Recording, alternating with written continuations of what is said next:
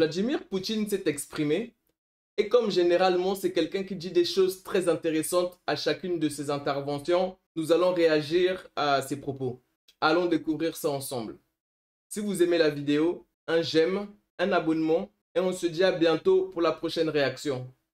Je compte sur vous comme d'habitude si vous relevez des choses à côté desquelles je suis passé moi pendant ma réaction. D'accord? On y va, rentrons dans cette réaction. Bonjour Monsieur le Président, ici Andrei Dival Média. Les pays occidentaux ont adopté une stratégie de sanctions avec plus de 20 000 mesures différentes. Certaines regroupées par lot de 40, d'autres jusqu'à 1000.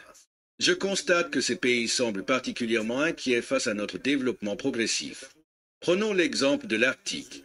Dans cette région stratégique, ils vont jusqu'à déclarer publiquement qu'ils souhaitent anéantir les projets de gaz naturel liquéfié, GNL, qui s'y développent. De quoi ont-ils réellement peur?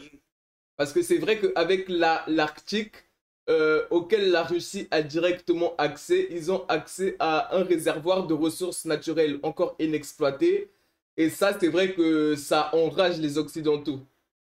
Est-ce la montée en puissance d'un secteur concurrent capable de transformer le paysage énergétique mondial? Ou bien redoutent-ils que ces projets ne remettent en cause des intérêts économiques établis depuis longtemps? Ils redoutent la concurrence et recourent à des moyens politiques déloyaux pour l'entraver. Il dit que les Occidentaux ont peur de la concurrence. Qu'est-ce que vous en pensez? Ah bah, vu comment ils veulent détruire la Russie. Par exemple, la célèbre entreprise Novatech, bien qu'elle ne soit pas le leader sur tous les marchés, notamment aux États-Unis, suscite une vive inquiétude chez nos concurrents. Malgré ces tentatives pour freiner notre expansion, nous continuons de progresser et de nous développer. Il est important de noter que ces stratégies déloyales pour limiter la concurrence se révèlent contre-productives à long terme.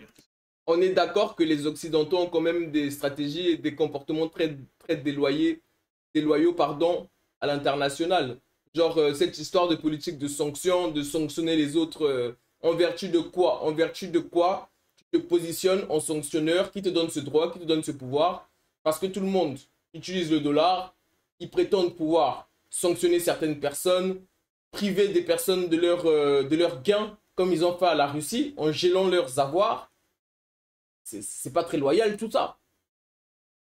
En effet, en usant de telles méthodes, nos adversaires risquent de compromettre leur propre compétitivité par des moyens économiques. Même si ces effets ne se feront pas ressentir immédiatement, avec le temps, ces pratiques finiront par leur porter un préjudice certain. Qu'ils cherchent à nous gêner ou non, ces acteurs créent inévitablement des obstacles.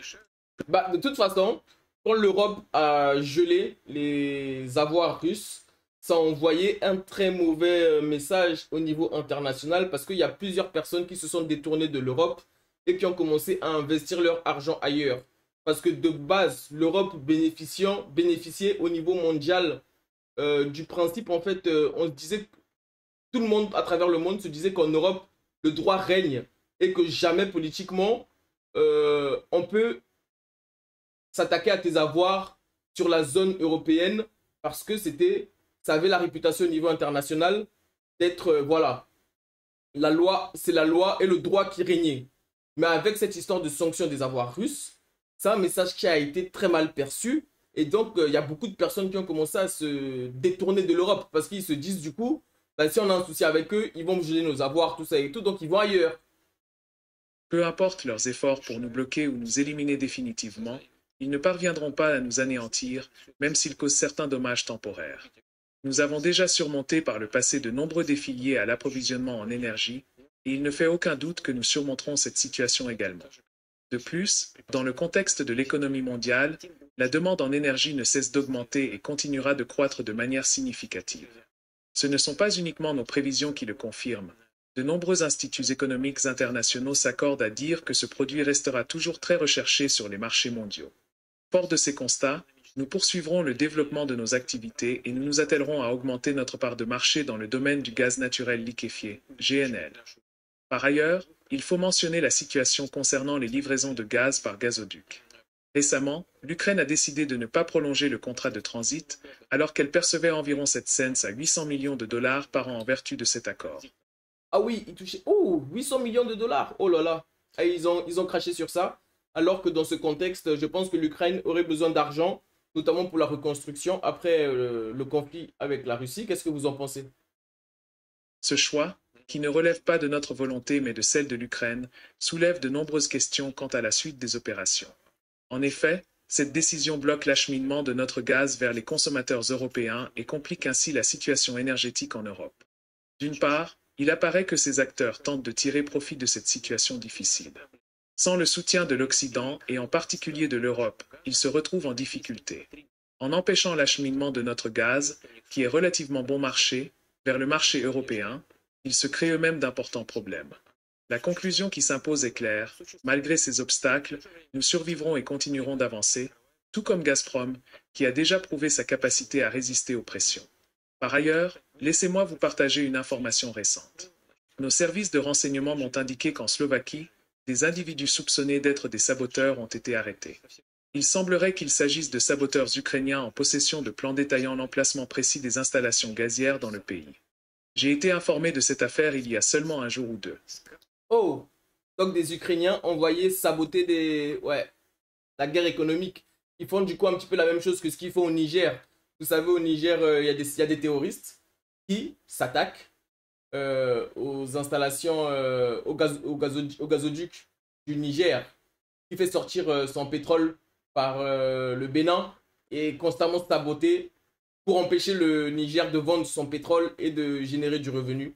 Donc constamment quand ils font leur guerre, ils essaient d'empêcher le pays à qui ils s'attaquent de vendre ses ressources. Un peu comme ce qu'ils ont fait à l'Iran aussi. Dès lors, je prévois de demander, par le biais de nos canaux de communication partenaires, que nos services de renseignement approfondissent ce dossier en coopération avec leurs homologues.